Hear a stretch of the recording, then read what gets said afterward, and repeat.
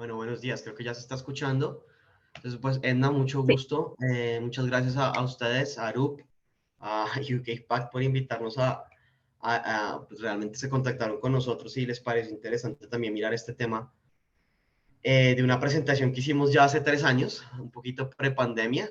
Y bueno, aquí la idea es que, pues bueno, me presento, soy Andrés Martínez, trabajo para la GIZ y les vamos a contar un poquito algo que, como una continuación muy breve sobre algo que les presentaron ya creo que en sesiones pasadas, y es el proyecto Ciclo Alameda Medio Milenio en Bogotá. Entonces, pues, cuando me pidieron a mí hacer esto, yo pensaba, bueno, que puede ser interesante que les demos adicional a lo que ya se ha mostrado hasta ahora sobre el proyecto, y lo que voy a tratar de hacer, y sería muy bueno si tenemos igual participación por parte del grupo durante la sesión, es lo que vamos a tratar de hacer un poco es les voy a contar un poquito más allá de los detalles del proyecto, la metodología o algunos realmente ideas o temas que se tienen que tener en cuenta cuando uno desarrolla un proyecto de cicloinfraestructura, pero en general yo creo que cualquiera de movilidad sostenible que comparten, digamos, unos temas de financiación y unos retos bien parecidos. Y la idea de esta presentación es básicamente esa, dar como una aproximación metodológica, presentarles algo de información, discutir. Entonces, pues en cualquier momento, si tienen alguna pregunta, algún comentario, creo que alzan la mano y por parte de Arup nos harán saber. Igual yo aquí estoy viendo en la pantalla, entonces pues voy a estar pendiente de cualquier cosa. Listo, entonces, buenos días, sí, listo. Entonces, les empiezo contando. Este es un proyecto, Ciclo de la Media Medio Milenio, les recuerdo un poco, que se apoyó a través del CFF, que es uno de nuestros programas, digamos, que tenemos en temas de movilidad sostenible y desarrollo de ciudad bajo en carbono en GIZ. Es una alianza que se tiene con C40, digamos, con Bloomberg, y que lo que busca es básicamente una facilidad para apoyar, para, ¿cómo lo podríamos decir? Apalancar recursos financieros o llevar a las ciudades, especialmente un apoyo a las ciudades, a hacer financiación de sus proyectos de mitigación del cambio climático. Esto digamos que tiene muchos componentes, pasa por temas de energía, entonces están mirando temas de desarrollo urbano, adaptación, pero digamos que el componente de movilidad es bien importante y aquí en Colombia se empezó a trabajar desde alrededor de 2017-2018, digamos, en este proceso. Entonces, uy, no me está pasando, listo.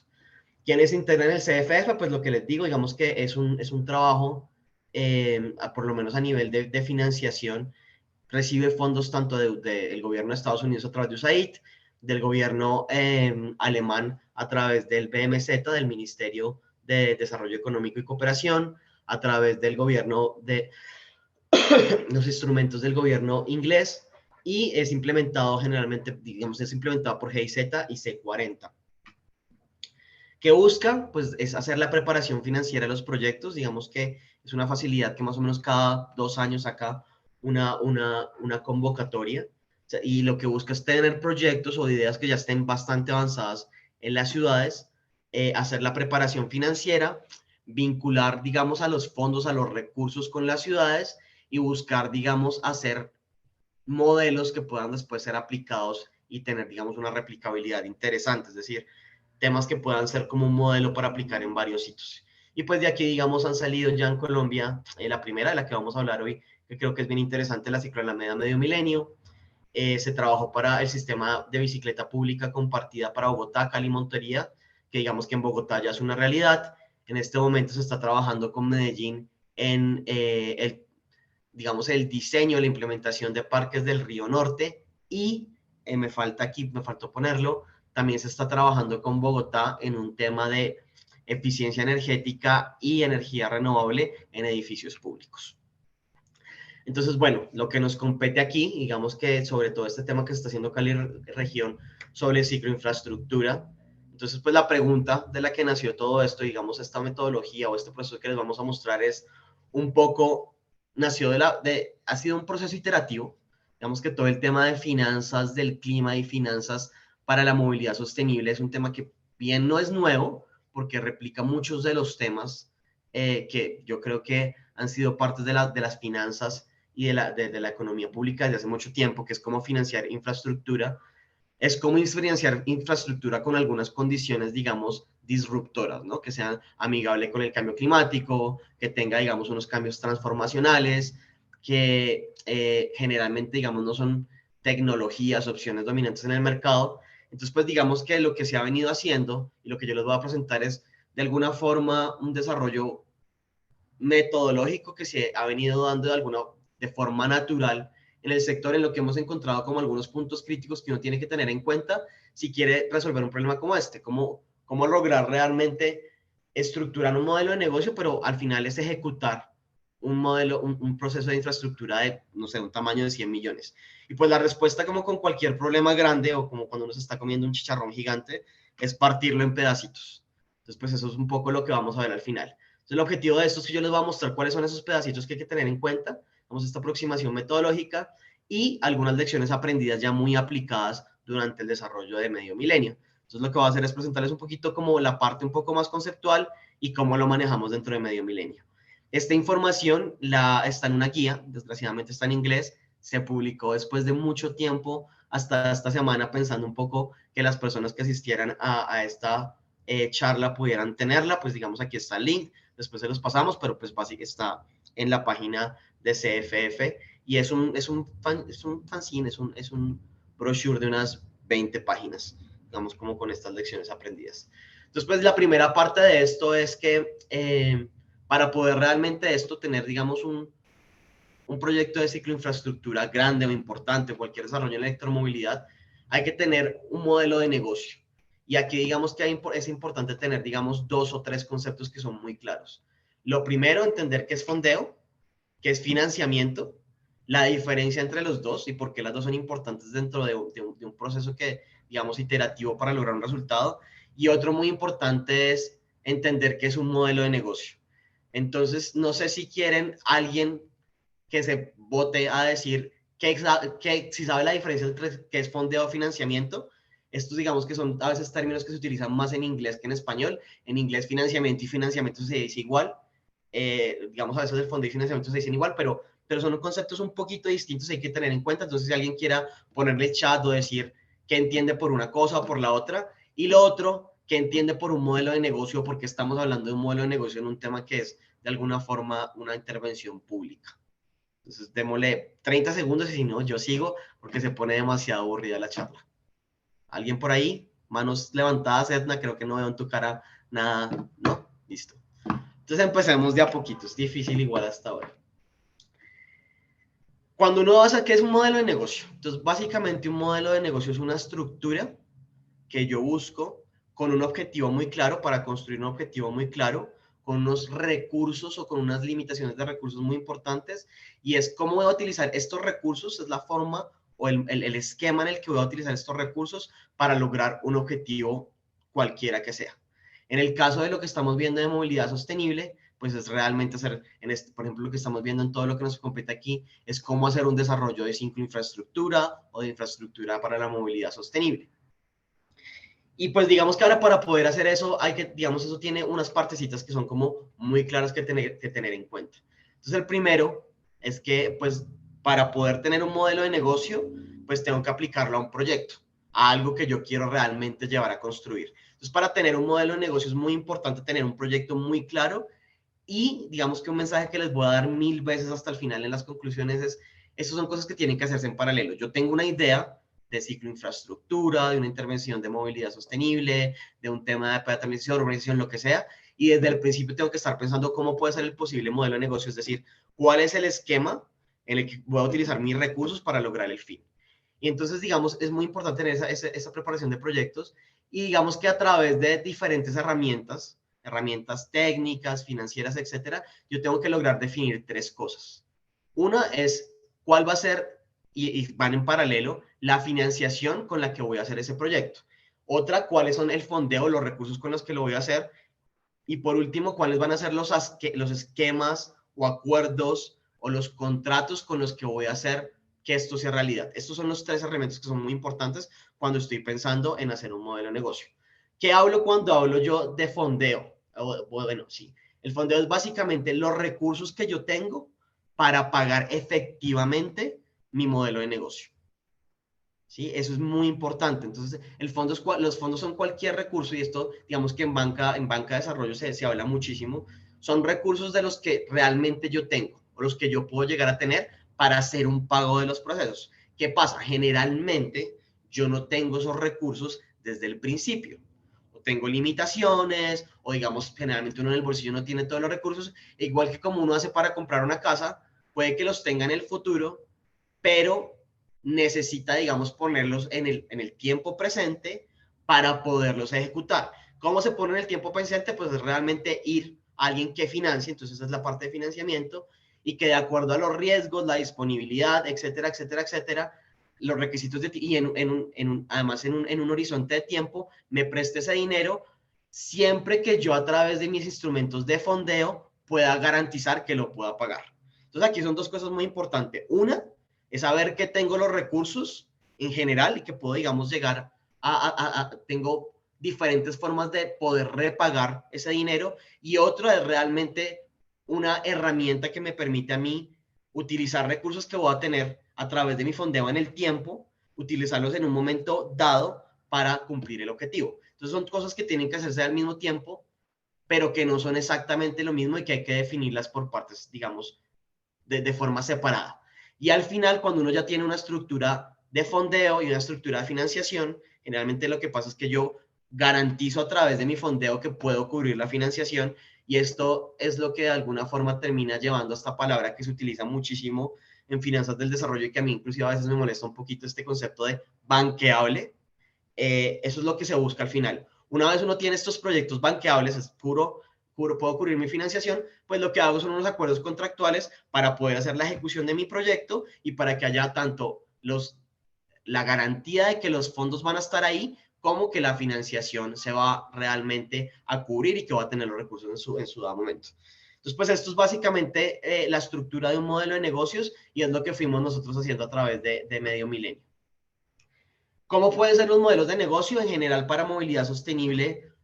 Uno a lo que llega, y esto digamos que no lo vamos a hablar mucho más a profundidad hoy, pero pues es como para tenerlo en cuenta aquí para los estructuradores de proyecto. Entiendo que hay gente a todos los niveles en alcaldías de los diferentes municipios, hay gente en los ministerios, etcétera, pero básicamente estos modelos de negocio al final se pueden, digamos que, clasificar en tres familias: los que están muy orientados, digamos, a modelos de operación, que están muy orientados a, ok, tengo una financiación, pero me fijo muchísimo en cómo conseguir los costos de inversión, lo que se llamaría el capital, el CAPEX, para poder hacer la inversión. Digamos que en este tema de la infraestructura, todo lo que es infraestructura para vías, cicloinfraestructura, peatonalización, etcétera, suelen ser muy intensos en temas de este tipo de costos. Entonces, generalmente los modelos que terminan no teniendo son o pago con recursos propios, o un tema de endeudamiento, o hacer algún tipo de leasing.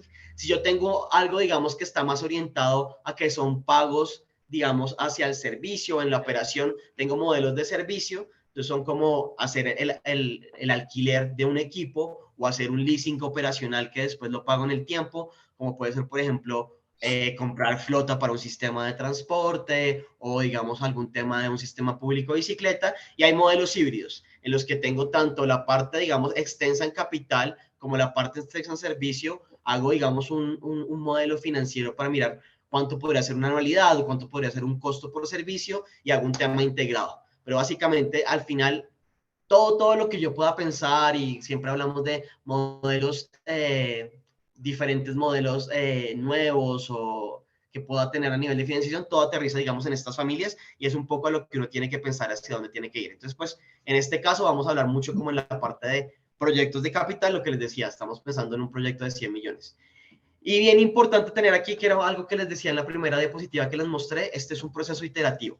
Entonces, generalmente yo empiezo pensando en un caso de negocio, la necesidad de inversión, que es lo que quiero financiar, pienso un modelo de negocio, miro si a través de una estrategia de fondo y financiación es posible cumplir los objetivos de mi caso de negocio, y si no, reestructuro, y reestructuro, y reestructuro, y reestructuro. Creo que por ahí hay un ruido, no sé si tengan alguna pregunta, o si no, seguimos por acá. Entonces, pues bueno, de alguna forma lo que yo les quiero mostrar es cómo se hizo esto para presentar a nivel de prefactibilidad, y ya un poco también lo que se está haciendo en la construcción o en la ejecución que está haciendo la alcaldía para la ciclo Alameda Medio Milenio. Entonces yo les decía, para poder pensar en financiación, yo tengo que tener claro, digamos, tanto el diseño de mi proyecto como algunas herramientas para poder realmente conceptualizar la financiación, el fondo de mi modelo de negocio. Entonces, pues el primer tema que después de darle muchas vueltas a esto, digamos que vimos que es muy clave, es tener un buen mapeo de actores y cuáles son sus roles dentro de mi proyecto. Generalmente, digamos que esto es una metodología muy GIZ, esta forma de mapa de actores, pero sea como sea que lo hagan, hay que tener en cuenta, digamos, cuatro cosas o dos cosas. Los tipos de actores y cómo son las relaciones entre ellos. Entonces, ¿cuáles son los tipos de actores que uno generalmente puede entender? Digamos, diferenciar actores clave. Los actores clave son los actores que tienen un interés directo sobre mi proyecto y que pueden decidir sobre él. Entonces, digamos, aquí realmente en estos casos son el dueño del proyecto, que en muchos casos son la Secretaría de Movilidad o la Secretaría de Tránsito, de Infraestructura, etcétera, y los que toman la decisión. Entonces, pues están alcaldías, consejos, etcétera, etcétera, etcétera. Después tengo unos actores primarios, que son los que yo necesito para la ejecución de mi proyecto, pero dependen de mis actores principales, de mis actores clave.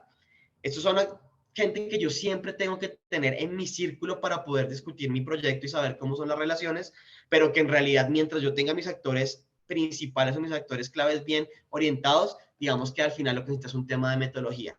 Y tengo unos actores secundarios y es que son los que están interesados en el proyecto, pero de alguna forma no tienen una decisión directa. Y lo importante es que yo tenga esto muy claro para saber, digamos, cómo puedo, para qué es importante tener esto claro, para mirar cómo es el proceso de decisión para realmente digamos, aceptar un modelo de negocio. Que me digan que mi fondeo está de acuerdo, que mi financiación está de acuerdo. Algo aquí muy clave dentro de este mapa de actores que siempre hay que ubicar, además, digamos, de lo de siempre, los tomadores de decisiones, los actores claves y esto, yo creo que son temas que son muy clave cuando se está diseñando un proyecto de este tipo. Primero, los usuarios. Rubén Hurtado tiene la mano, termino esta idea y me haces la pregunta, Rubén. Los usuarios, súper, súper importante que hagamos diseños que respondan a las necesidades de los usuarios. Un tema que yo veo muchísimo, especialmente cuando se trabaja en movilidad sostenible, especialmente muchísimo movilidad activa en estos temas de infraestructura, es que los diseñadores de ciudades tienen una idea que a veces por dificultad que hay para socializar ideas aquí con la población, no tienen en cuenta a los usuarios o no tienen en cuenta a los tomadores de decisión. O sea, unas cosas que técnicamente son divinas, pero que al final o no responden a la necesidad del usuario o realmente no les interesan a los tomadores de decisiones. Y esta es una idea que voy a repetir varias veces aquí durante estos 20 minutos que nos quedan y que al final entonces pues no se terminan ejecutando. Ese es un tema súper clave. Y otro tema que es muy importante que se mapee son los actores que tienen capacidad de veto sobre nuestro proyecto. Obviamente todos los que están aquí en el nivel de actores claves tienen la capacidad de veto, es decir, pueden decir esto no se hace, pero también hay que identificarlos a nivel primario y secundario. Entonces, por ejemplo, ¿por qué? Porque esos son los actores a los que uno tiene siempre que tener mucho cuidado, socializarles muy bien el proyecto, porque, por ejemplo, comunicación, no sé, un medio de comunicación, si hace contrapeso a un proyecto que nosotros creamos que es importante, puede terminar matando el proyecto. Si, por ejemplo, nosotros tenemos aquí, por ejemplo, en el caso de Bogotá, la Secretaría de Hacienda. Si la Secretaría de Hacienda dice, esto no tiene ningún sentido porque no se pega con nada, se muere el proyecto. Entonces, estos son como los temas que yo les diría que son muy importantes tener muy claros cuando se entra a un proceso de estructuración de modelo de negocio. Rubén, claro, tienes por aquí la mano levantada, cuéntamelo. Andrés, claro, yo quisiera saber o decirles que cuál es la diferencia entre el análisis de actores o la identificación de actores y sus roles y la gobernanza del proyecto. ¿Tú me Ok, puedes decir o disipar o apoyar bueno, en esta como todo lo pregunta? que yo les doy estando dando aquí, les estoy dando como partecitas que hay que tener en cuenta. Esta no es la verdad escrita en ningún lado, discúlpenme. Pero vamos a tratar como de igual de tener en cuenta como estos procesos. Entonces, y todo tomémoslo con un granito de sal porque yo no tengo la verdad revelada de nada, pero básicamente tú utilizas, digamos que esto va un poco más hacia la estructuración del proyecto, pero el mapeo de actores te sirve para identificar en el caso de una parte del proyecto, que es la estructura, el modelo de negocio, quiénes toman las decisiones y cómo vas a ponerlos a relacionar. Entonces, pues te decía, hay que mapear los actores y cuáles son sus relaciones. La gobernanza es la forma en la que hacemos que esos actores se relacionen, en torno a la toma de decisiones. Entonces, el mapeo de actores sirve para mirar cuál es tu estructura de gobernanza. Entonces, por ejemplo, en el caso de financiación del medio milenio, pero en general, digamos, todo medio milenio. Yo tengo una secretaría, digamos, ¿cómo es el esquema de gobernanza? Tengo una secretaría de movilidad, que es el dueño del proyecto y que es el que tiene que dar un poco línea, y tengo unos actores claves que están aquí, los actores clave, que me ayudan a la decisión. En este caso, digamos, son la alcaldía, el consejo, tengo que reunirme con los que me ayudan a hacer la financiación, que es la Secretaría de Hacienda, y con el EDU, que es el que ejecuta. Entonces, ¿qué es lo que tengo que hacer yo? Tengo que garantizar que estos actores que una vez llama a pie tengan escenarios y mecanismos y procedimientos de relacionamiento que me lleven a mí al cumplimiento de mi objetivo. Entonces, el mapeo de actores sirve para establecer tu estructura de gobernanza, financiera o técnica o cualquier otra. No sé si con eso, Rubén, respondí un poco tu pregunta y es un poco más claro.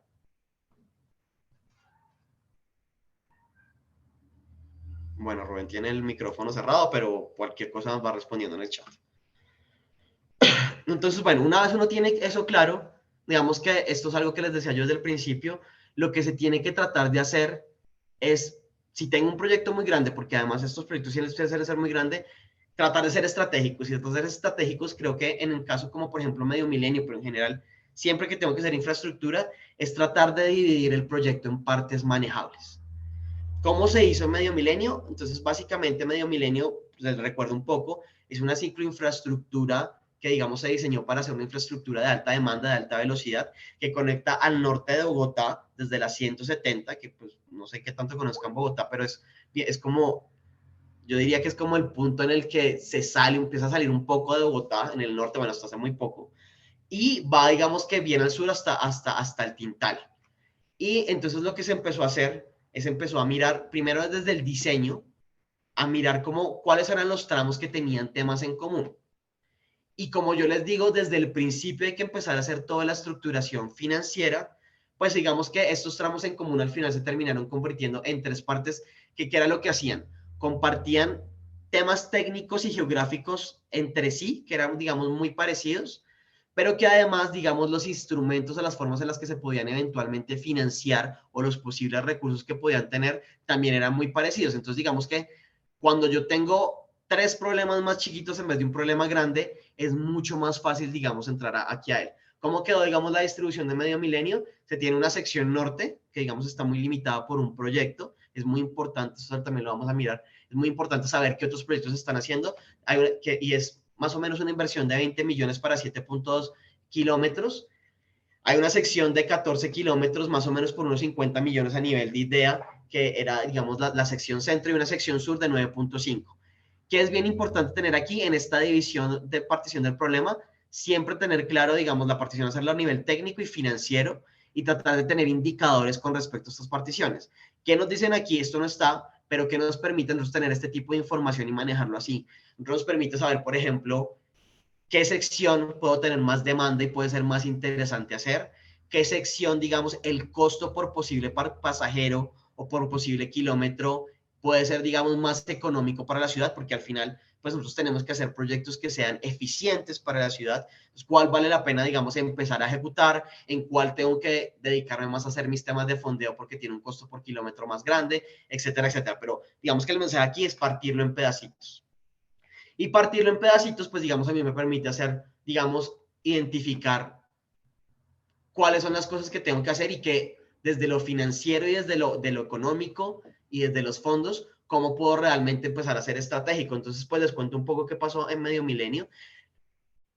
Digamos que una vez hizo esta división, que era una división un poco no tan natural, pero que se fue dando de forma un poquito orgánica, lo que se encontró, digamos que desde la concepción del proyecto, es que la parte norte iba, digamos, en paralelo a un proceso de construcción de infraestructura y de cicloinfraestructura que se estaba haciendo ya, digamos, por unos cargos que se hicieron por temas de valorización en la ciudad, y era un proceso que ya estaba designado para que lo ejecutara el acueducto.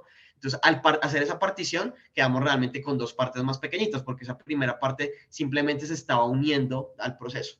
Entonces, lo que se encontró es que se tenían dos secciones, una que es una sección norte y la sección central norte, y una sección sur. Aquí les pido disculpas porque hay dos diapositivas que están en inglés, pero es que quedaba más bonito a que yo las tradujera. Y lo que se empezó a, y digamos que tener esta cosa muy clara nos permitió, digamos, también ver varias cosas. ¿Cuáles eran los temas muy, muy importantes, digamos, dividir en el proceso, cómo podía realmente yo priorizar una sección sobre la otra y también tener muy claro de dónde estaban siendo los costos y cómo yo los podía apalancar en otro tipo, digamos, de proyectos que me permitieran llegar a la viabilidad. Entonces, por ejemplo, cuando tuvimos esto, un tema que se trató siempre de hacer en Medio Milenio es tratar de dividir los costos no solamente entre secciones, sino dentro de sus diferentes partes para, digamos que una idea que teníamos siempre es, ok, muy bueno tener una infraestructura que tenga absolutamente todo lo top, lo más top que se pueda. Entonces, por ejemplo, cosas que se consideran en algún momento, por ejemplo, iluminación con paneles solares, temas de, no sé, temas de reflectividad, de señalización muy, muy, muy importantes, pero siempre digamos que tratábamos de mirar, ok, ¿cuál es el mínimo funcional que yo puedo tener en uno de estos tramos que puedo ejecutar y que puedo, digamos, llegar a financiar y a fondear de una forma efectiva? Y este tema es muy importante en el momento en el que yo hago una división por partes de un proyecto, y es que cada una de esas partes tiene que ser funcional en sí misma. ¿Sí? No tiene ningún sentido en decir, ok, voy a hacer media cuadra de ciclo infraestructura, porque realmente eso no se conecta con nadie. Entonces hay que tratar de tener como esta mirada agregadora y de partir el proyecto, pero que digamos al final cada uno de esos elementos de alguna forma puedan funcionar, porque pues además uno se encuentra con cosas como que les digo, otros proyectos que pueden ayudar a apalancar las cosas. Una vez uno tiene, digamos, esa división, pues empezamos a la primera partecita de lo que yo les decía en el modelo de negocio, y es, bueno, ok, ¿yo cómo voy a pagar eso? Porque ustedes creo que ya les dieron una o varias charlas sobre temas de financiación y finanzas verdes y finanzas climáticas, etcétera, etcétera, etcétera. Pero si ustedes se recuerdan, lo que les decían ahí muchas veces era unas frasitas que es financiación, tasas compensadas, tasas con subsidio. Generalmente, y especialmente para proyectos que son tan intensos en capital, es muy difícil que yo consiga el 100% de los recursos a través, digamos, de forma subsidiada, en las que yo no tenga que hacer un repago. Entonces, lo primero que hicimos en este caso, que uno siempre tiene que estar mirando en paralelo, disculpen, es cómo voy a repagar.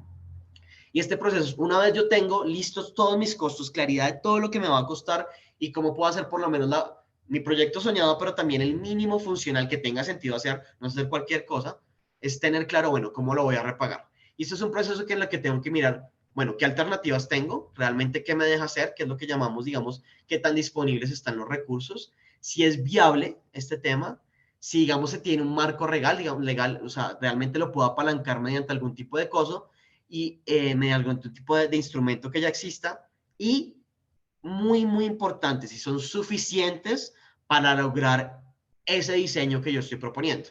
Porque de nada me sirve decir si hay unos recursos ahí, pero si no son suficientes, pues no vale la pena ni siquiera mirarlos. Entonces, pues digamos que la metodología aquí es lo que les digo. Lo primero es identificar cuáles son las posibles fuentes de recursos, dónde están, si, cuál es su naturaleza y si legalmente están, digamos, existen o son disponibles. Después, si la disponibilidad es listo, ya una vez sé que existen, es mirar todo el marco legal de cómo funciona, cómo se puede aplicar, cómo es su proceso de uso.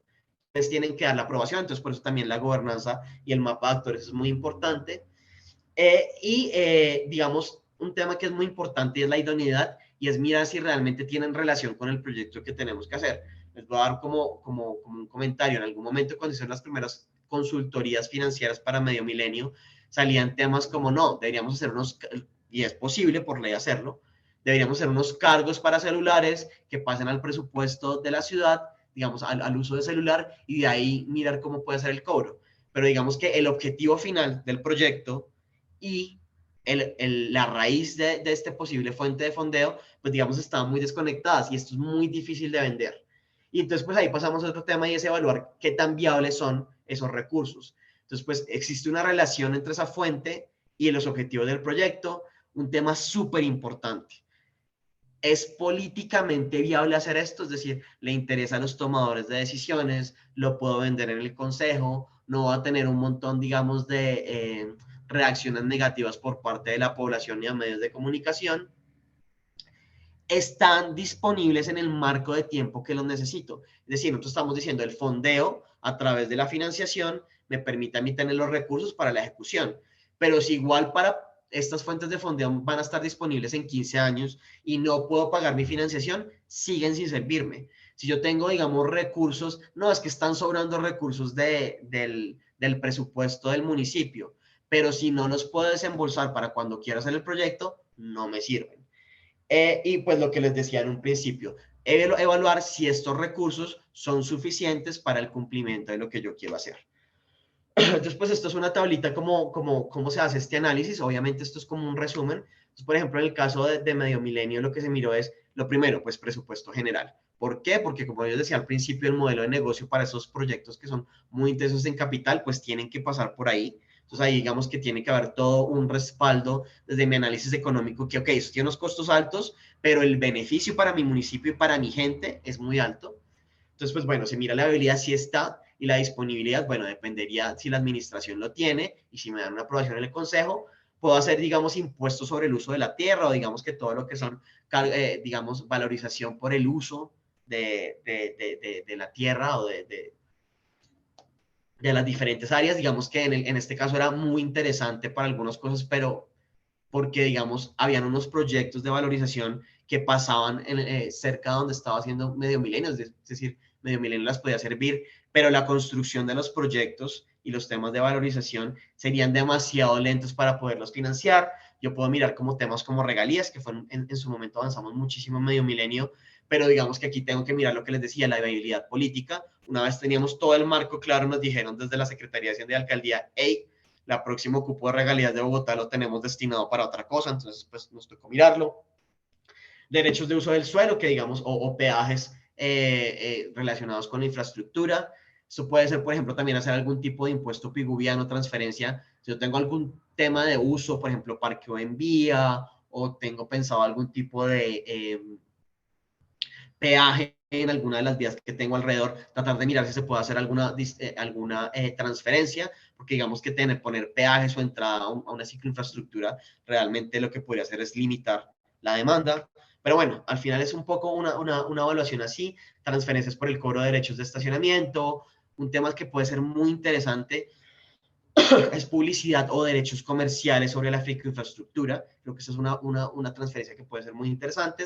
O, por ejemplo, buscar recursos privados, ya sea por inversionistas que les interese, no sé, algo porque alimenta a su empresa, una infraestructura que les interesa para sus empleados, o pues les puede interesar, digamos, a través de sus procesos de responsabilidad social empresarial, o porque les puede interesar, no sé, tienen alguna filantropía, les puede interesar hacer alguna donación.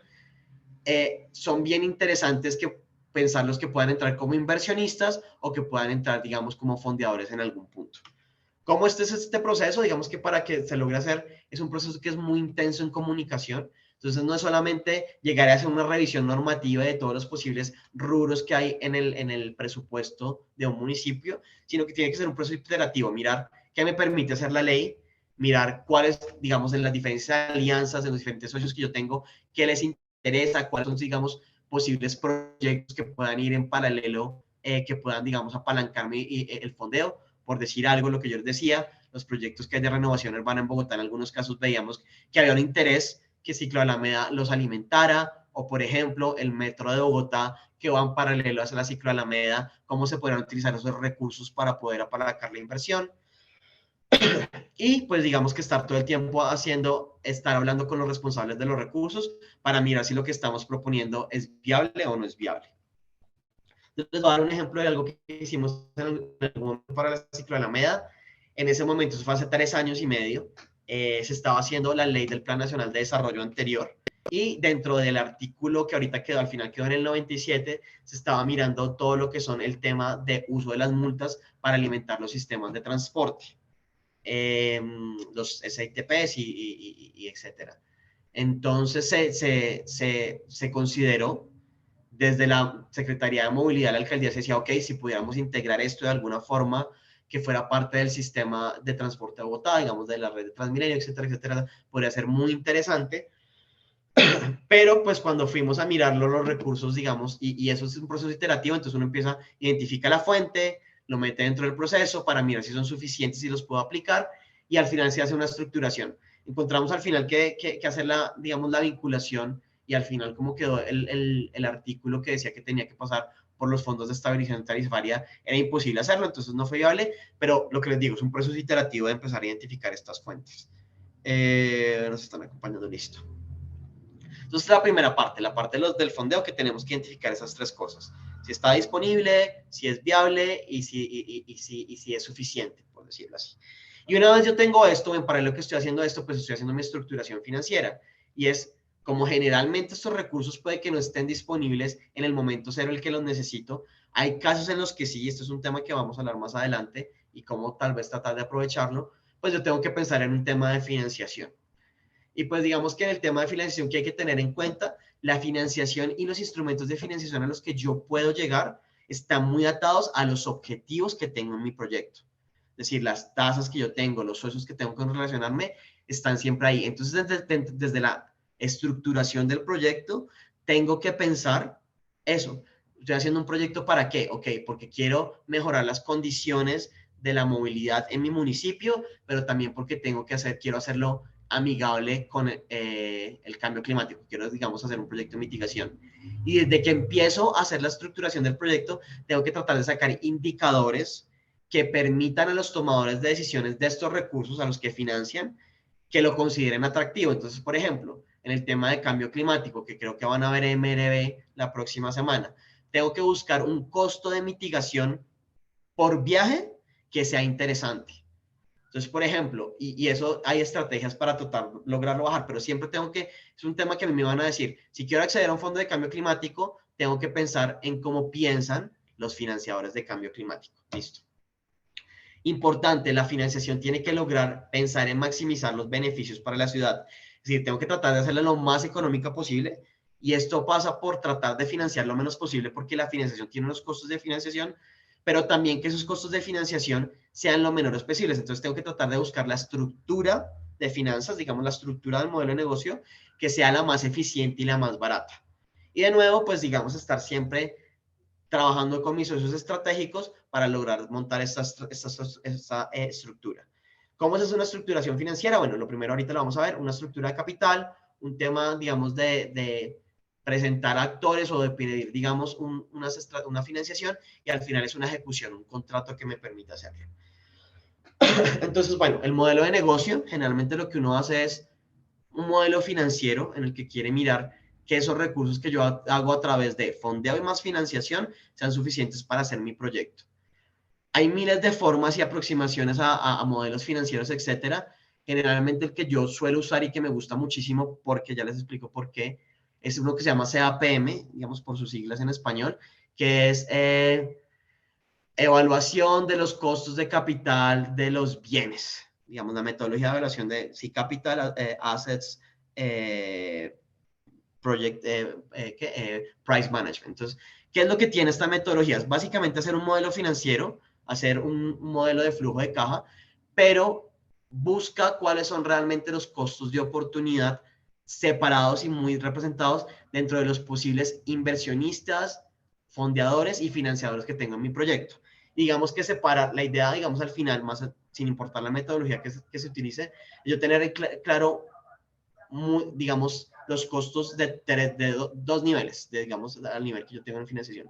Los que son fondeadores, y en este caso, digamos que para un proyecto como de infraestructura tengo de dos tipos. Entonces, tengo inversionistas privados internacionales que tienen unas tasas, digamos, de rendimiento esperado que tienen de los proyectos. Entonces, identificar muy bien cuáles son los costos de esta gente y qué porcentaje pueden llegar a tomar sobre el total de las fuentes para cubrir tanto mis costos de construcción como los mismos costos financieros como la operación.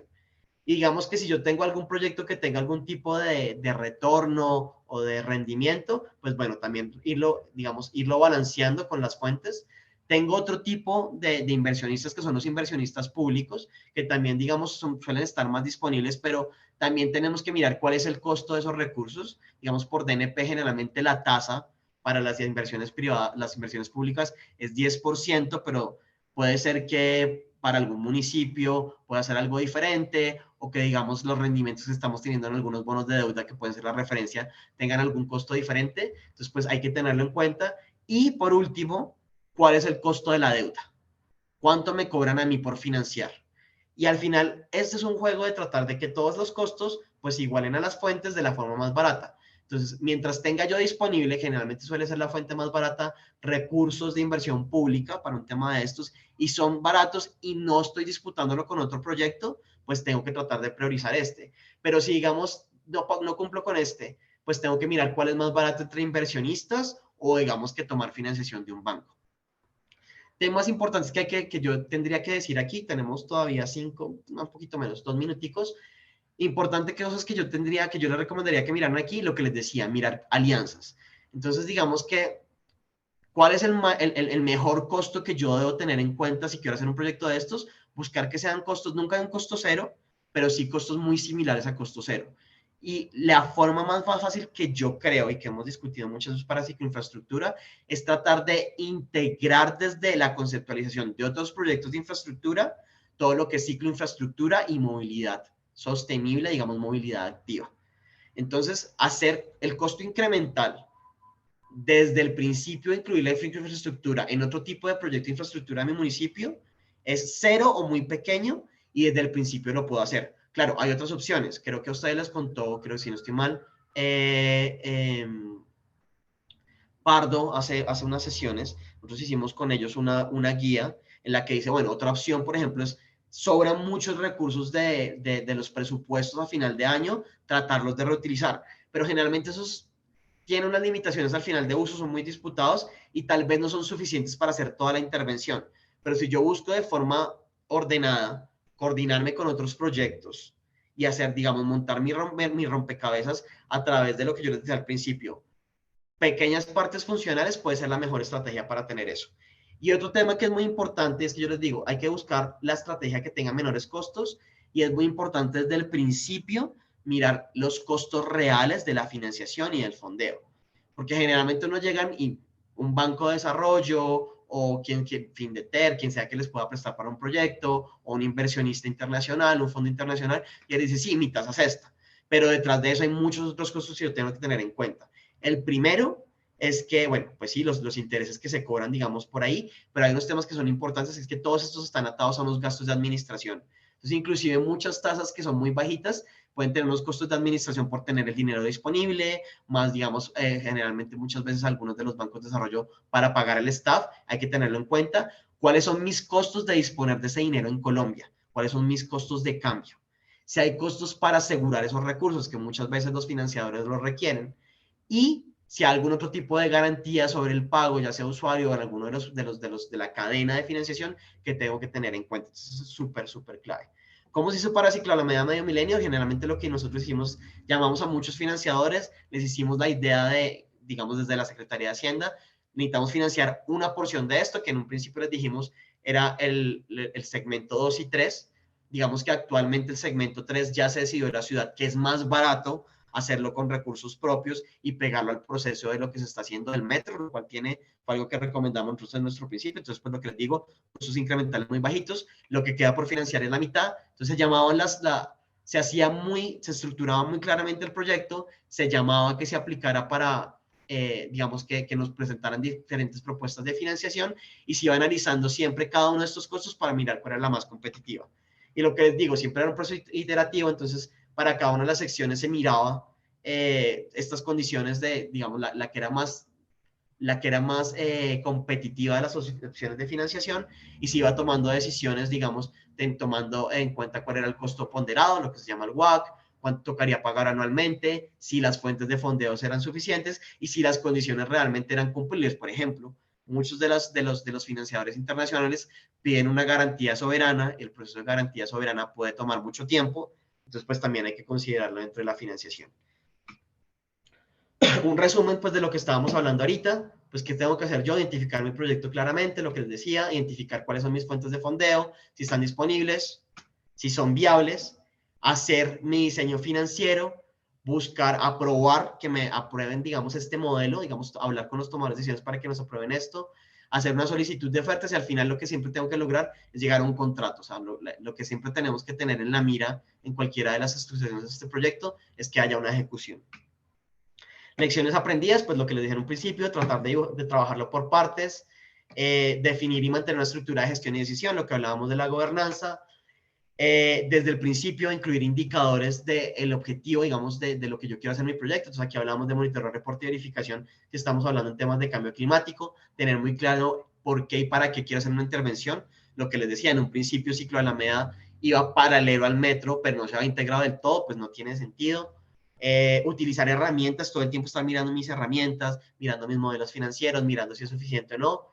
Eh, Tener las fuentes y ahí tener la financiación. O sea, hay mucha gente que a veces llega y dice, es que yo tengo la idea perfecta y aquí no me pone, y esto es yo de hecho esta queja mil veces, uno cree que tiene la idea perfecta y todo, pero no la vende de una forma estratégica, no tiene en cuenta que tengo que tener una financiación, que tiene que haber una toma de decisiones, que tal vez los recursos no estén. Entonces uno se queda como, es que técnicamente esto es lo mejor y es que no me pone atención. No, hay que mirarlo de forma estratégica y siempre ir trabajando lo financiero, los fondos y lo técnico de forma paralela. Y lo que les digo, siempre tener a mis socios estratégicos, a los bancos muy cerca, estar teniendo retroalimentación constante. Entonces, pues bueno, esa era un poco la presentación que les tenía. Muchísimas gracias. Cualquier pregunta me dicen aquí y bueno, mi contacto después de lo que... Entonces, ahora sí, ya avance porque está ahí como estresado. Listo. Entonces, nosotros como Agencia Nacional de Seguridad Vial trabajamos en un enfoque que es el enfoque sistema seguro. Digamos, ahí yo quisiera contarles como un espacio inicialmente como de normativa. Ahorita hay una ley que es la ley Julián Esteban, que seguramente ustedes la habrán escuchado. Esta ley, pues digamos, ya nos trae como ley un enfoque que tiene un enfoque internacional que viene pues trabajándose por la ONU y demás.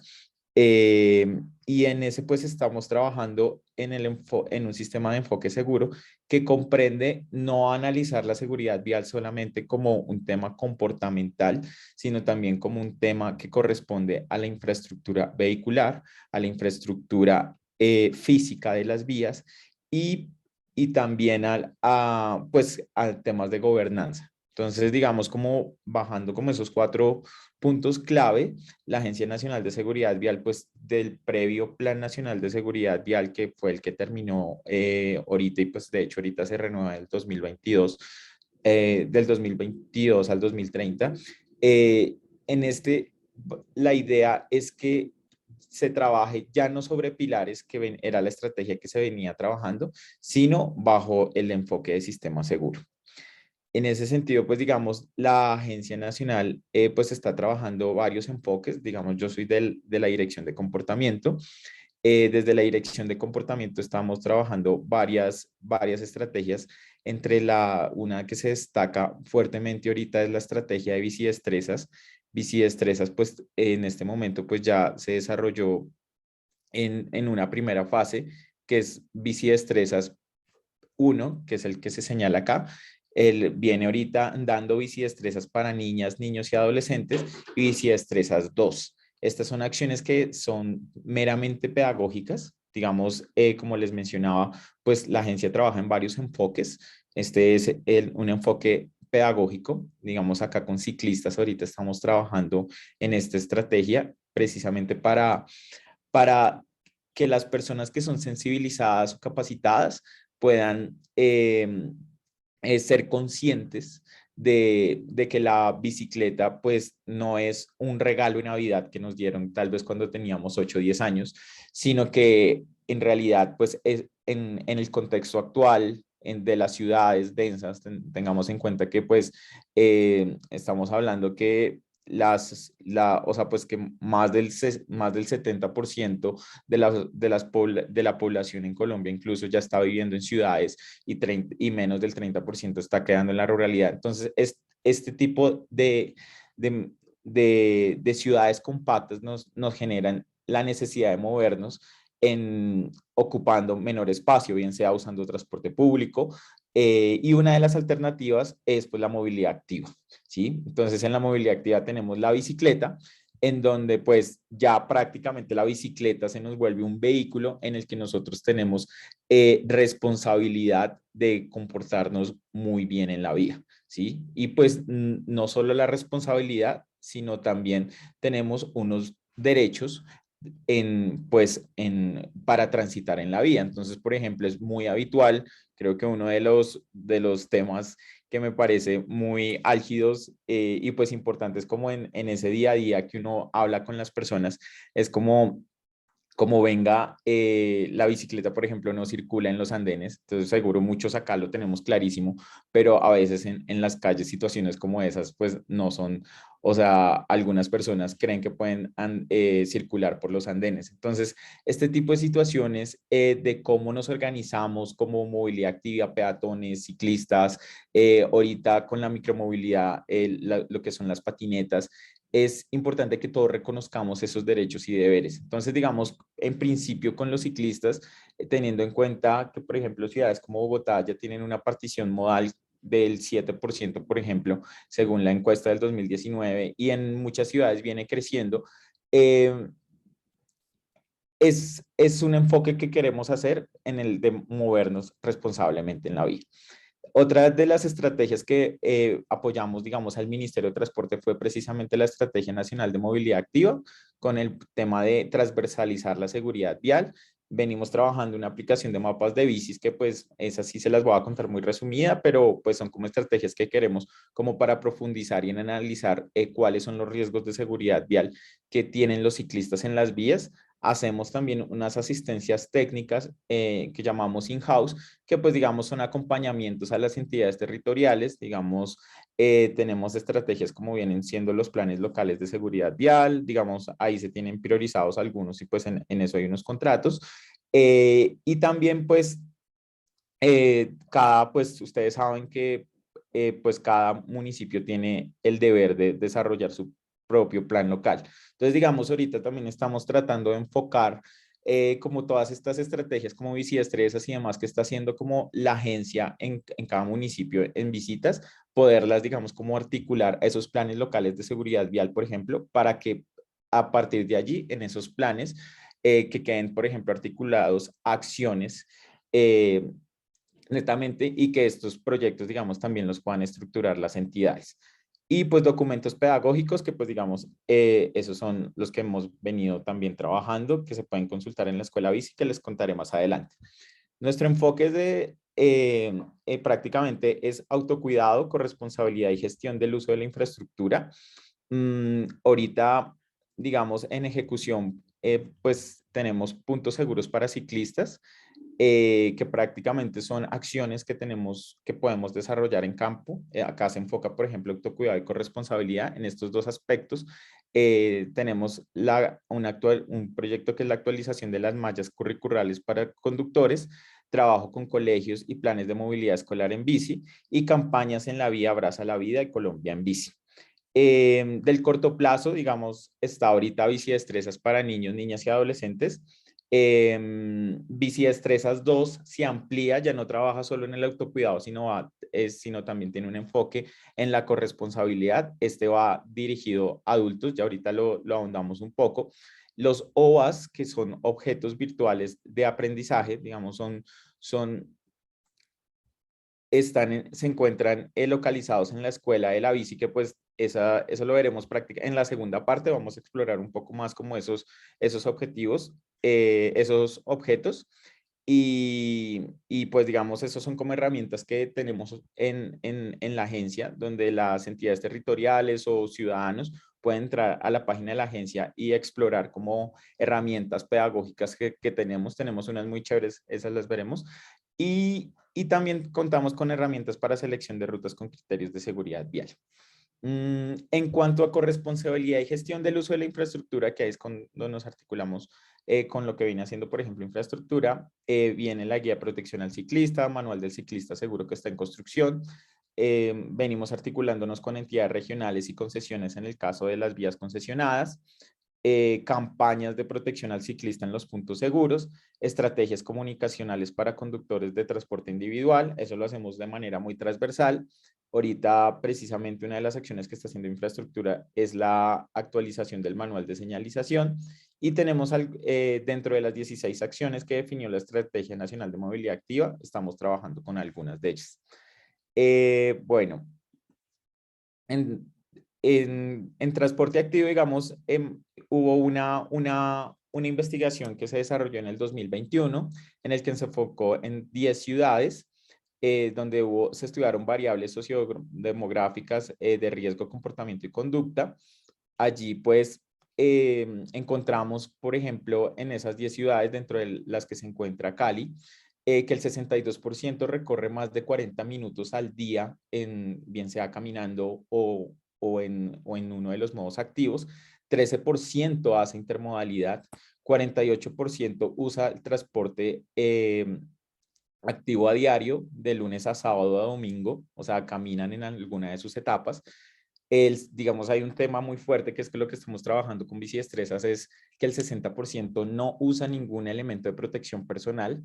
12% en ese estudio se encontró que tienen frenos regulares o malos. Bicidestrezas tiene un enfoque en precisamente concientizar a las personas en cómo deben tener sus frenos, cómo debe tener el estado de su bicicleta en buen estado. Entonces, por ejemplo, tenemos en esas sensibilizaciones y capacitaciones, no solo vamos con pedagogos, sino que también vamos con mecánicos expertos en bicicleta, que la verdad, después de este Bicidestrezas, uno ahorita son súper expertos. Entonces, incluso en esas visitas uno aprende y uno es como, oye, yo no tenía ese cuidado de tener mi bicicleta en tan buen estado. Ahora lo voy a tener, y de hecho ahora pues llevo mi bicicleta a mantenimiento. Yo tengo una bicicleta pues para viajes, la verdad, que yo hago aquí en la ciudad, y a veces que monto en ciclovía o a veces. Entonces uno es más consciente y es importante tener la bicicleta en buenas condiciones. La verdad es como el componente de seguridad que se puede atañer como infraestructura, como a la seguridad del vehículo. Entonces, realmente yo lo que les digo a las personas es como, mira, el tener tu bicicleta en buen estado es prácticamente como puedes trabajar desde el enfoque seguro a tener un vehículo seguro. El 12% usa la bicicleta como forma de trabajo, fue lo que se encontró en ese estudio que fue desarrollado en el 2021. Ha tenido altercado, el 28%, digamos, ha tenido ha tenido altercados con motociclistas, o sea, como que manifestaron en las encuestas como haber tenido como sí, algún altercado. Según en este estudio, altercado era como pues como lo que llaman en muchos casos incidentes, pero no eran siniestros, sino que de pronto habían tenido como un conflicto. Y el 26% ha tenido caídas o siniestros viales, que digamos en esto es importante, por ejemplo, tener una muy buena infraestructura, no necesariamente cicloinfraestructura, pero sí, digamos, hacer un llamado como a que tengamos en los municipios como buena cicloinfraestructura. Entonces, articulado a lo que venía diciendo ahorita Andrés, es pues que las ciudades ojalá pudieran desarrollar mejor infraestructura. Bueno, entonces, en cuanto a bicidestrezas, voy a barrer rápidamente en lo que consisten. Digamos, bicidestrezas pues ya cerró su primera etapa. Yo les cuento que pues estuvimos en Valle del Cauca, allí estuvimos en Cali, Palmira, Jamundí. De esto pues ya estuvimos 7 meses en campo. Llegamos a 40.000 ciclistas en total en 38 municipios y 17 departamentos en 4 zonas. Estuvimos comparando algunos datos como de la siniestralidad, y pues vimos que hemos visto como una disminución del 24% de ciclistas particularmente. Ahorita Bicidestrezas 2, digamos, mi idea al mostrarles aquí en lo que consiste Bicidestrezas es realmente pues enlistarles cómo estaremos. Digamos, Bicidestrezas pues va a estar en 60 municipios, 22 departamentos, la meta será 42.000 ciclistas. Aquí aquí hubo un lío con la presentación, pero entonces lo que les quiero decir es que Bicidestrezas 2, pues ahorita está en estructuración, y en Cali vamos a estar en Cali, Pasto, Palmira, entonces Jamundí, Tuluá. Entonces, para que estén como muy atentos en la Agencia Nacional de Seguridad Vial, digamos, pues para que podamos, digamos, articular Bicidestrezas, es una de las acciones para que conozcan prácticamente en lo que consiste. Pues es una estrategia netamente pedagógica que se enfoca tiene también un enfoque mecánico, y pues tiene un componente de asistencia mecánica a empresas. En cuanto a bicidestrezas para niñas, niños y adolescentes, este ya está en camino. Este ya, la idea es que inicie su etapa en campo. Vamos a llegar a 24.000 niños, niñas y adolescentes ciclistas y 4.500 tutores. Y que estos tutores son adultos, la idea es que ellos sean replicadores. Quisiéramos, ojalá, que estos 4.500 tutores fueran adoptados y, digamos, como que sirvieran para poder replicar bicidestrezas en los municipios. Entonces, digamos, aquí es donde no, pues no va a ahondar mucho como en lo que consiste, también porque el tiempo apremia. Pero lo que, pues esto consiste en una capacitación de 5 horas, es netamente pedagógica para niños y lo mismo para adultos en 5 horas también. Pero entonces la idea es que esos 4.500 puedan replicar. En este caso vamos a estar en Cali, Sevilla, Jamundí, Palmira. Este ya está en campo. Digamos, yo quisiera invitarlos que si están interesados como en que llegue Bicidestrezas, pues pudieran tomar como este código QR. Si quieren o sea, pues lo pueden tomar ahí ahorita en este momento, y si algo ahorita lo volvemos a colocar. Este inicia etapa ahorita en campo precisamente en noviembre, entonces estamos a tiempo para articular estas acciones. Este programa tiene un efecto bien interesante, y es que permite la replicabilidad. Tenemos unas acciones en la Estrategia Nacional de Movilidad Activa, pero pues yo creo que ya en esta parte le doy el tiempo a Andrea para que pasemos a lo que estamos haciendo en la infraestructura. Digamos como que en cuanto a la ESMA, yo creo que aquí trabajamos más en temas de gobernanza, y pues hay 16 acciones que tienen estas líneas de trabajo que vemos acá: ciudad saludable, accesibilidad, personas diversas, cuidado de la vida, coherencia con los retos climáticos y la calle como espacio integrado. Y bajo ese esquema, ahorita estamos trabajando algunos programas que pues vale la pena pues después mencionar. Y muchas gracias. Si quieres, continúa, Andrea. Hola, un buen día para todos. Muchísimas gracias por este espacio. Si ustedes me permiten, voy entonces a compartir pantalla. Y vamos comentando algunos temas que desde la Dirección de Infraestructura y Vehículos se vienen adelantando para temas orientados al fortalecimiento de la infraestructura vial segura. Perdónenme un segundo, por favor. Voy a intentar compartir pantalla desde acá.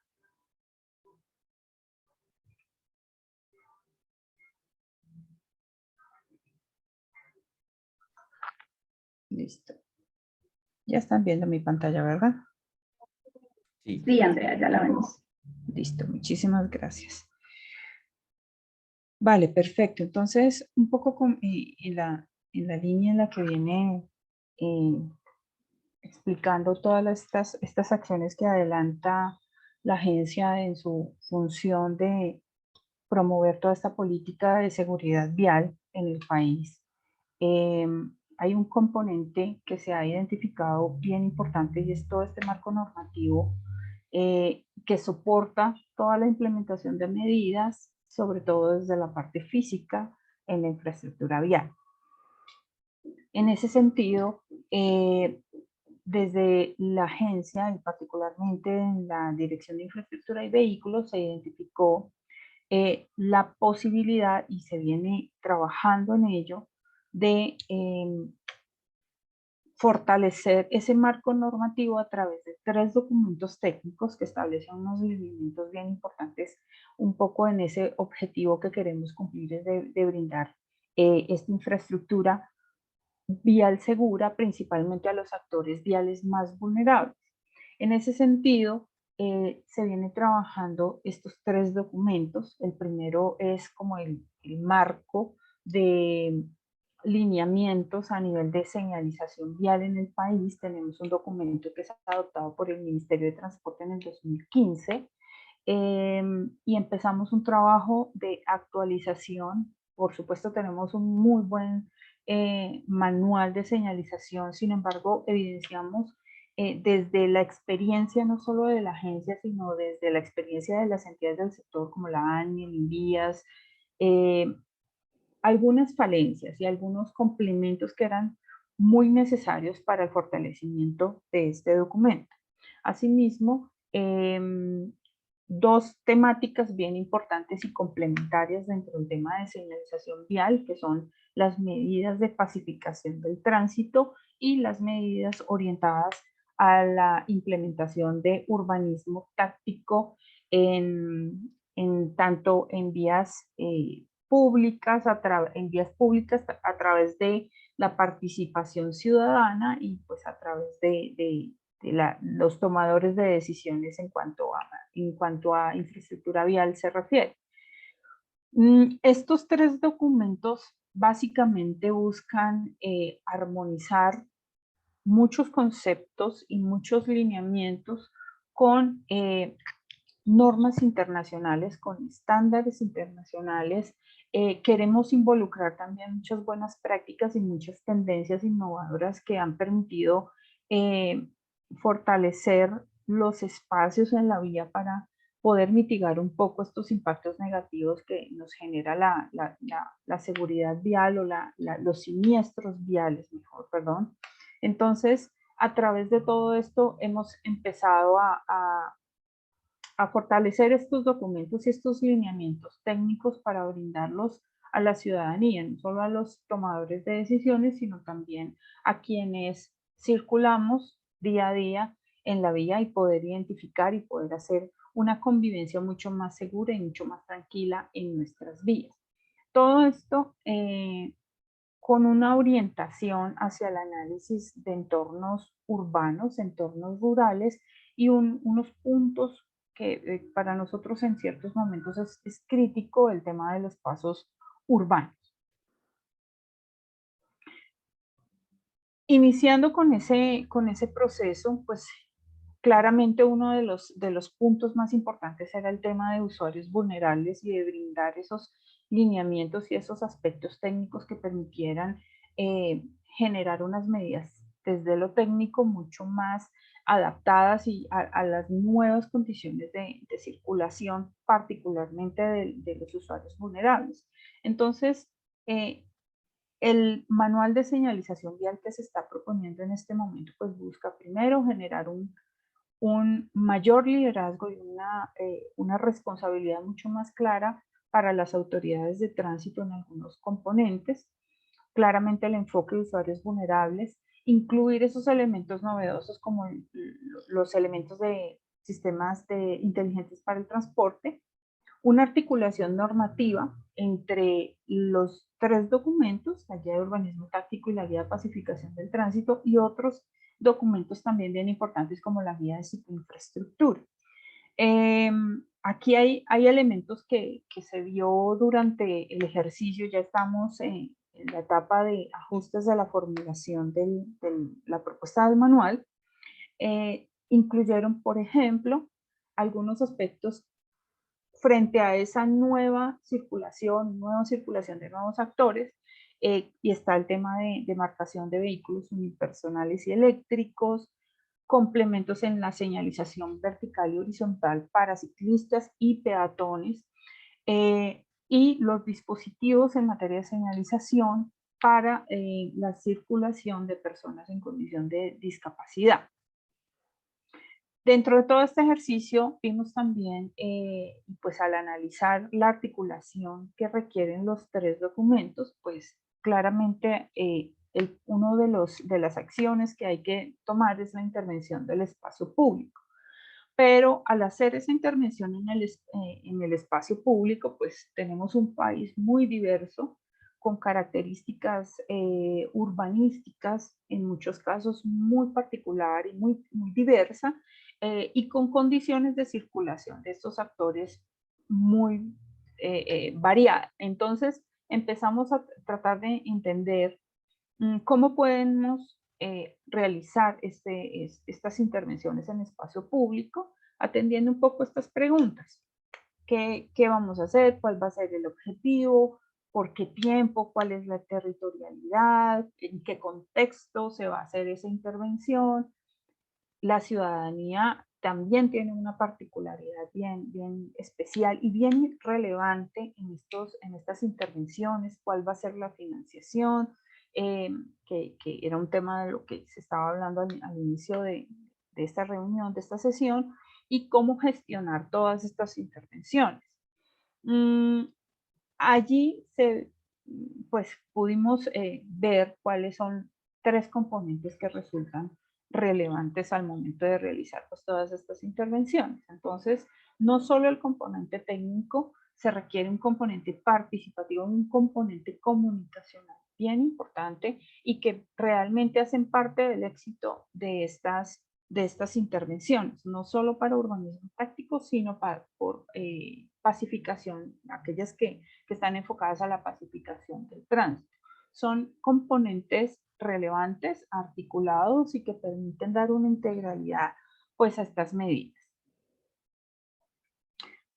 En cuanto al urbanismo táctico, se está proponiendo básicamente que estas actuaciones o estas medidas se orienten principalmente hacia peatones y ciclistas y que prioricen la cualificación del espacio público. Un poco acá podemos ver algunos ejercicios que se han llevado a cabo en el país, exitosos, han sido bien interesantes de desarrollar y han sido fundamento de esta propuesta que se está presentando por parte de la agencia en estos documentos y que buscamos que se puedan replicar a otros escenarios, por supuesto a partir de unos lineamientos generales y flexibles que permitan un poco la implementación a partir de las particularidades y del contexto urbanístico, vial, de composición del tránsito, bueno, en fin, de todos estos aspectos que hacen parte del análisis. Es por ello que hemos propuesto dentro del documento una visión un poco más integral que incluye todos estos elementos que ustedes están viendo acá. Y el urbanismo táctico en nuestro país, si bien es cierto, se han hecho algunos ejercicios prácticos en algunas ciudades del país, como Bucaramanga, como les mostrábamos en Montería, en Bello, en La Estrella, en Antioquia, pues realmente no hay un estándar, un marco que oriente un poco frente a estas medidas, y eso es lo que buscamos a través de estos documentos. En cuanto a urbanismo táctico, pues esta visión claramente incluye todo este aspecto participativo, el tema del tipo de vía que estamos sobre el cual vamos a plantear la intervención y pues esa relación de la vía con el espacio público sobre el cual se encuentra. Entonces, aquí hay un tema bien importante y es que no solo estas medidas no solo pueden ser propuestas desde un ente territorial o desde el ente público, también se generan a partir o surgen a partir de iniciativas comunitarias, entonces, o de agentes cívicos, desde la comunidad, desde agentes privados. Entonces, esta interacción, esto genera un contexto y una relación bien interesante y que es necesario orientar un poco, y es lo que buscamos a través de la guía de urbanismo táctico, y pues poder generar todos estos procesos de transformación finalmente urbana que permiten y que van a impactar mucho en la circulación y en la protección de todos estos usuarios vulnerables, que es uno de los principales objetivos de la agencia. En los temas de pacificación del tránsito, aquí buscamos una articulación en estas medidas que son realmente un poco complementarias frente a las de urbanismo táctico, y queremos generar una diferenciación entre estas medidas de acuerdo a ese análisis del contexto donde queremos desarrollar o donde se quiera desarrollar estas medidas. Y claramente a partir del objetivo principal que se quiera suplir, pues poder determinar y poder establecer claramente cuál es la más conveniente, si una medida de urbanismo táctico que es un poco más transitoria frente a una medida de pacificación del tránsito que está más orientada en el tiempo a una medida definitiva o más larga en el tiempo. Pero claramente en cuanto a pacificación del tránsito, se está buscando articular todos estos elementos que ustedes ven ahí, claramente la seguridad vial, los componentes de movilidad, los aspectos urbanísticos, el componente social, que en estas dos guías realmente hace un componente bien relevante, que para el caso de pacificación del tránsito teníamos una guía del 2017, pero quisimos reforzar en este documento ese componente que viene siendo bien importante, todos estos aspectos ambientales que finalmente impactan la vía y el espacio público, y un componente adicional que es el tema de patrimonio y turismo, que muchas de nuestras ciudades pues cuentan con esa particularidad, y que es importante brindar ese alineamiento para la implementación de estas medidas. Bueno, entonces, en cuanto a pacificación del tránsito, pues claramente buscamos poner un poco más en el contexto de la agenda nacional y por qué no internacional, para que Colombia se vuelva un referente en la implementación de estas medidas a través de proyectos muy integrales que incluyan todas estas áreas que les mencionaba anteriormente en la diapositiva anterior, porque realmente eso es lo que hace permite el éxito de estas medidas, brindar una integralidad a través del conocimiento y la sensibilización de la medida y el conocimiento del contexto.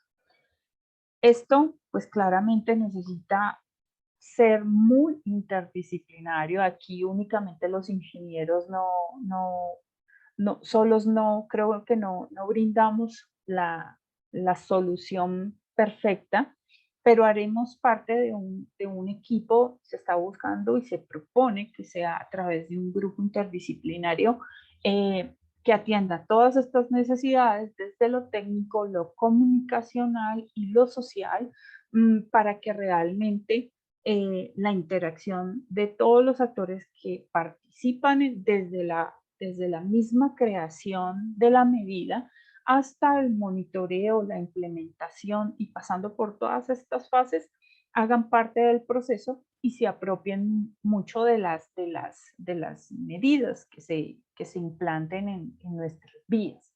Esto hace realmente muy importante la participación ciudadana y la participación y la comunicación, para que pues la medida perdure en el tiempo y cuente con el cumplimiento del objetivo sobre el cual fue propuesto y fue planteado, y eso hace que, digamos, esto permita realmente impactar esos indicadores o esos índices de siniestralidad que, por lo menos desde nuestras funciones y dentro de las funciones que tienen las autoridades de tránsito y los administradores de la infraestructura vial, creo que tenemos un compromiso bien importante frente al tema. Entonces, en este sentido, esto es lo que nosotros hemos propuesto un poco, hemos acompañado también y hemos presentado esta propuesta frente a la ENMA, para que también institucionalmente tengamos como una articulación frente a estos objetivos que claramente pues nada, nos permiten brindar un poco de orientación y desde lo técnico para el desarrollo de estas medidas, que realmente pues en algunas partes es novedoso, pero realmente en el mundo vienen siendo bien implementadas y es una buena práctica que se viene adelantando. Entonces, nada, les agradezco muchísimo el espacio. Próximamente estaremos pues desde diferentes zonas de la ciudad convocando algunas mesas técnicas para el tema de las guías tanto de urbanismo táctico como de pacificación, y pues estarán cordialmente invitados a participar en estos talleres para que podamos ajustar, digamos, un poco más estos documentos, que esperamos ya tenerlos finalizados en el primer semestre del siguiente año. Entonces, muchísimas gracias, Edna, a todos.